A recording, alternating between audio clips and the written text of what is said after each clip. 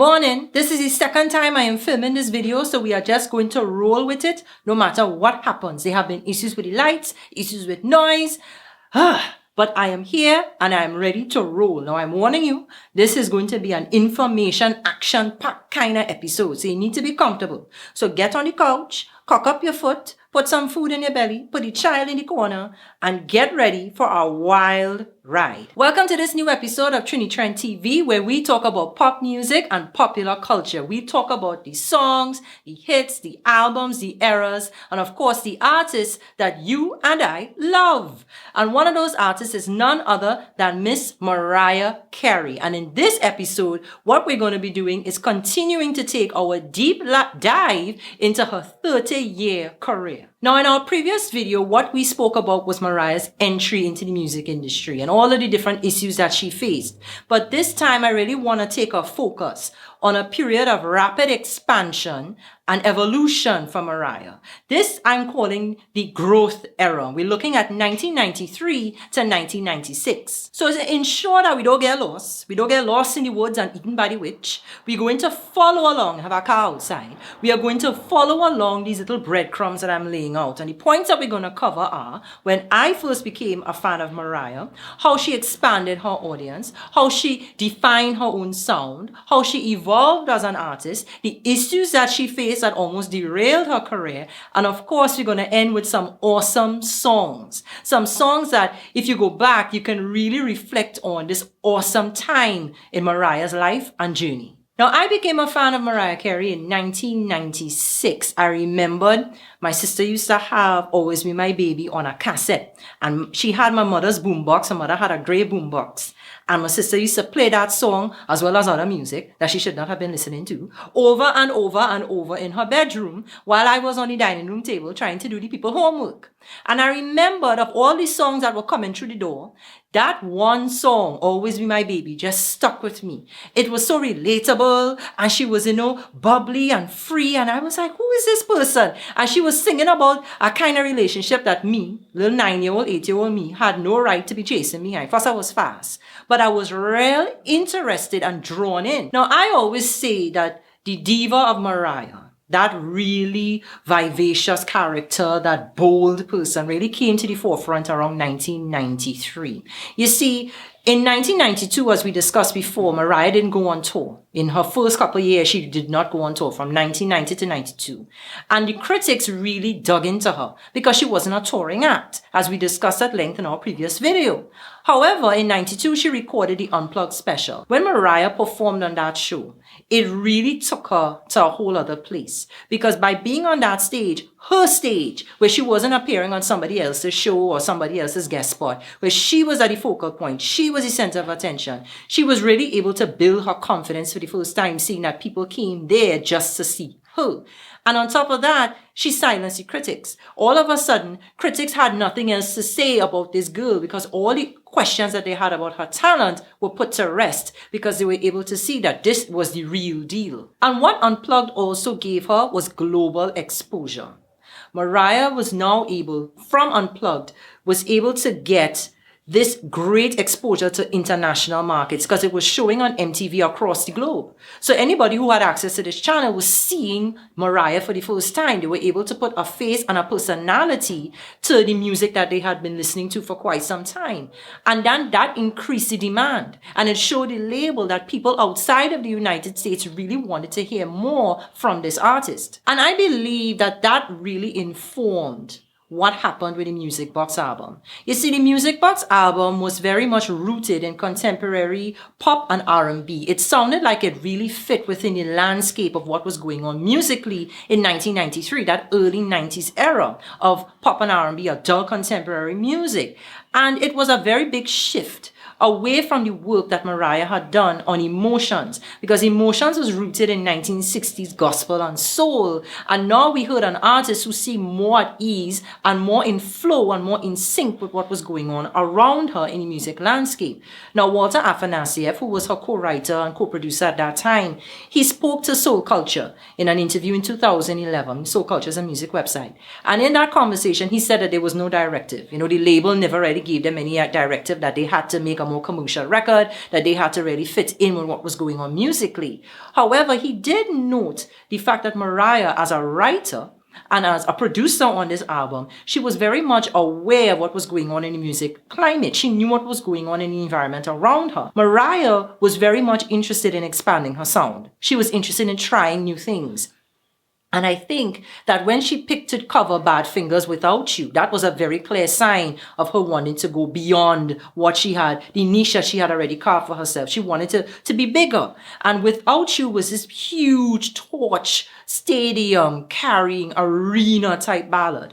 And once she put that out, it really did elevate Mariah into becoming a global act. She was no longer just seen as an American artist who had some popularity outside. She had become an international star. And now that Mariah had expanded her audience, the focus became on how does she define her sound to make her distinct and distinguishable from the other divas. You see, Mariah is a songwriter, and Mariah is a producer, Mariah is an arranger, Mariah is a composer, Mariah is somebody who is very much involved in every aspect of her music. And being that type of musician, her focus is on being creative but also being unique. She wants to express herself and not be like everybody else. And she started doing this by really putting an emphasis on her singing style. You see, when Mariah first came out, and she admitted this in an interview with Tori on Fuse in 2012, when Mariah first came out, she was very much interested in proving herself, proving her vocal ability, showing off all the high notes, all the runs, all the riffs, showing everybody what she can do. But then by the time we got around to Music Box, we noticed that she dialed a lot of that back. She put more of the whistles in the background. They seemed to be more for ornamentation. They seemed to be just there to add an extra layer to the vocal, but it wasn't the main focus. And she wasn't having as much bite to her singing. As a matter of fact, she put more emphasis on her phrasing and more emphasis on delivering the song in a more expressive way than she had done before. All right, the manual man who sells poop out of his van so people could fertilize their plants, he's driving around the neighborhood and he disrupting the flow, but we had to power through. We had to keep this going. So what I also think happened around 1993 to 1994 is that Mariah started to incorporate a very different approach to arranging her music. She started to stack a lot of the elements of her songs, and she was very much inspired by the work of Phil Spector. You see, in 1993, Mariah started to really evolve as a writer as well. She was always writing her songs, but she started to evolve. And by the time we got to Daydream in 1995, Mariah had become more personal. She started to tell her story in the lyrics. So between all of the lushness, between the thickness and the beauty of all the different things she was adding into the music, she left room for her vocal delivery of the lyrics so that people could start paying attention to the story that she was telling. And one such story was on Looking In, which was the closing track, I think, of Daydream. And on that record, Mariah told a very personal story of where she was mentally, emotionally, and in some ways physically in her life. She was telling you about the struggle that she was feeling, being this diva, but who was dealing with a very secret type of pain. And part of Mariah's evolution was really reflected in one of these key songs. And it's a song that many people overlook as just a fun bop, but it really reflected another aspect of Mariah's growth. You see, the song Dream Lover, which was the song that helped to kick off the Music Box era in 1993, really showed us how Mariah was taking steps in a new direction. She reached out to Dave Hall, and together they sat down and they decided to work with a sample loop of Blind Alley from The Emotions. The manual man still passing in the background just in case you could hear him. They decided to work with a loop of Blind Alley from The Emotions.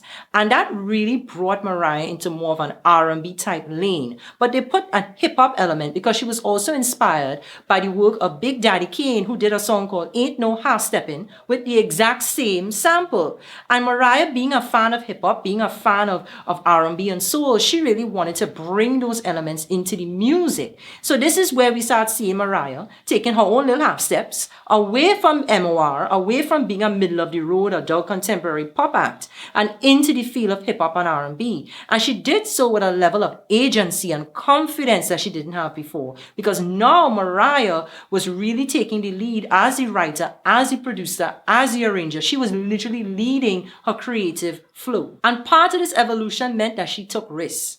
Now, Dream Lover wasn't a huge risk because it was still very much a very easygoing song. But then she started to venture into the field of doing remixes. And on one side, she was doing dance remixes. And David Morales, he spoke to Billboard in 2019 when they were reflecting on her career. And in his conversation with Billboard, good boy again, bright. In his conversation with Billboard, he spoke about the fact how he and Mariah first got together. And they had done a remix of Same Dream Lover, the song that she did with Dave Hall.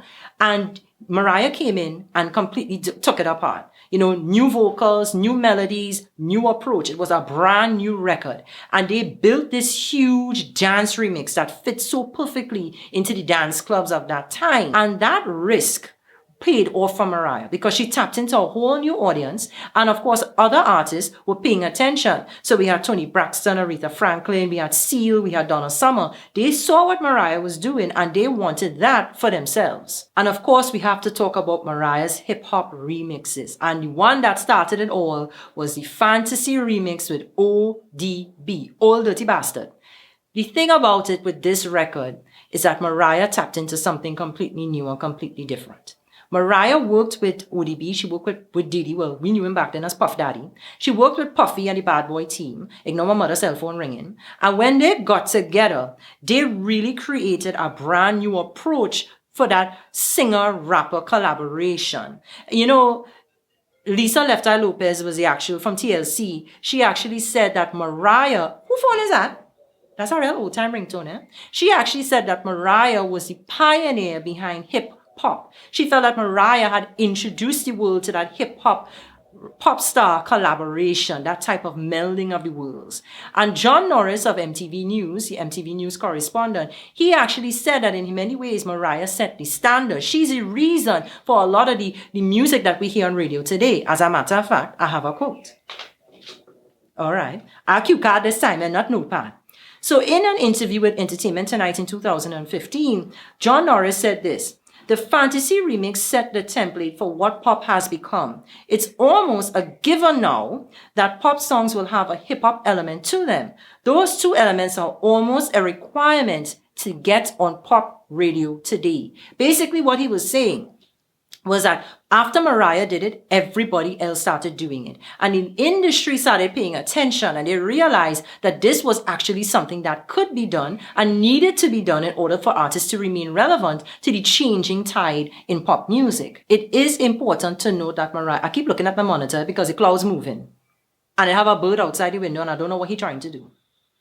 But anyway, it was important to note that Mariah was not the first to do hip-hop pop collaborations. As a matter of fact, the first song to go #1 on the Billboard charts that featured a rap verse was actually done by Blondie. That was a new wave pop act. Back in 1981, they had a song called Rapture. It wasn't a collaboration. What it was that you had Debbie Harry. She did a rap vocal on the record. And I know that Questlove from The Roots always talks about this record. And that is the actual first song to go #1 with rap vocals. Then after that, we had Grandmaster Melly Mel working with Shaka Khan on I Feel For You in 1984. And then after that, we had a few others, including Jody Watley, who did work with Eric B. and Rakim on a song called Friends in 1989. That man went a real bright Jersey boy. In 1989.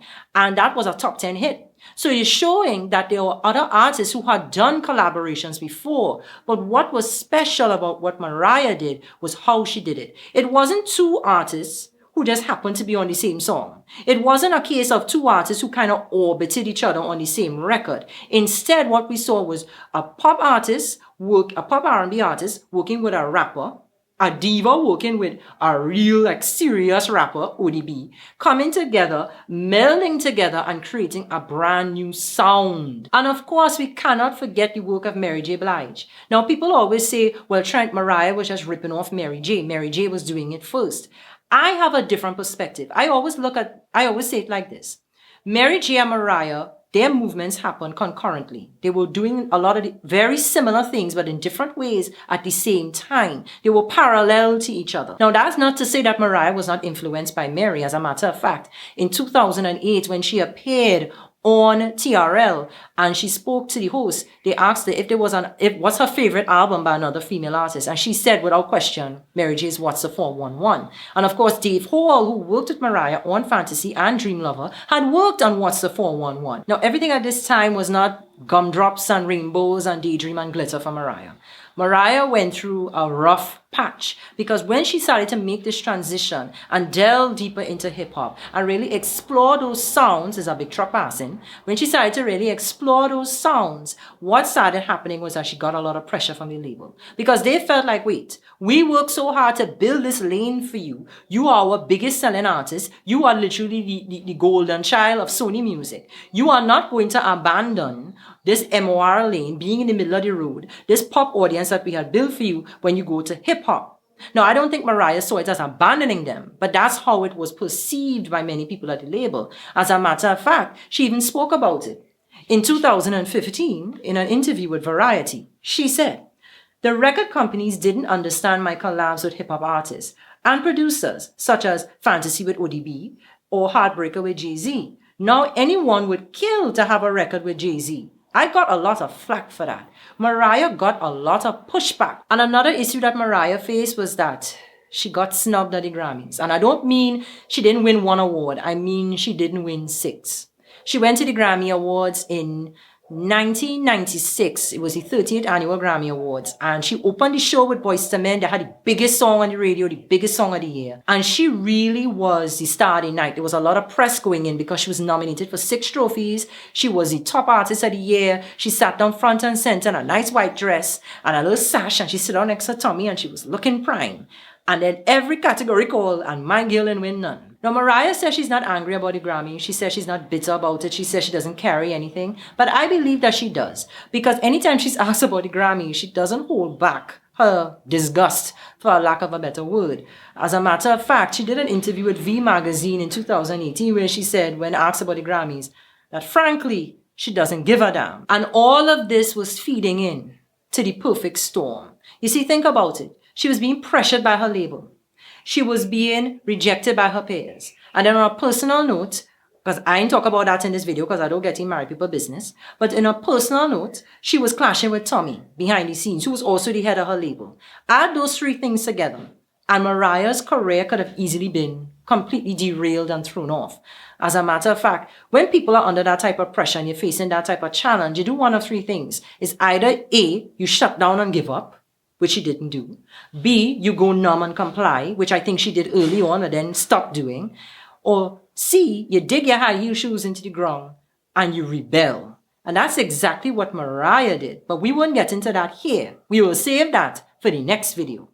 So I promise you some awesome songs. I promise you some awesome songs. Songs that we can go back to, listen to together, and really reflect on this era of Mariah's career. So first up, the first awesome song is none other than Do You Think of Me? Now, this was a B-side for Dream Lover off of the Music Box album. It wasn't on the actual album. It was released as a B-side on the single. But the children today probably don't even know what a B-side is. It's something like a bonus track on iTunes and on Tidal or Spotify or whatever. So that's what Do You Think of Me was. And I love it. It is one of my top 10 favorite Mariah. The vocal is incredible. The way that they just built this thing. You're ready to go and get better than that if you like R&B Raya. Then another song I would point out will be Everything Fades Away. This was a song she did with Walter Afanasieff.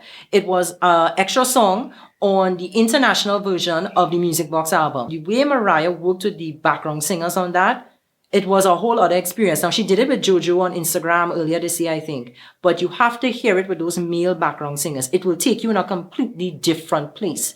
And the final song that I would say is an awesome song, and there are many others, but this is the number 3, I would say is the Always Be My Baby remix, the Mr. Dupree remix, which features Da Brat and Escape. That is a completely different, when you want to talk about a flip, when you want to talk about Mariah's singing style perfectly defined, like that new singing style I spoke about, it really showed up on that record. Whew.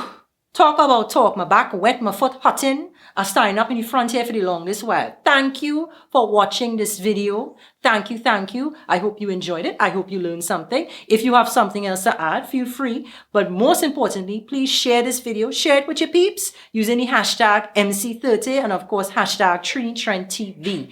I am grateful that you tuned in. Thank you for following me on this journey. I'm having a lot of fun. It's a lot of work putting these together. I don't know when the next one will come. I had to rest my back all year. I might look young, but I am over 30. You understand? I need to recover. Anyway, I'll catch you on the flip side later.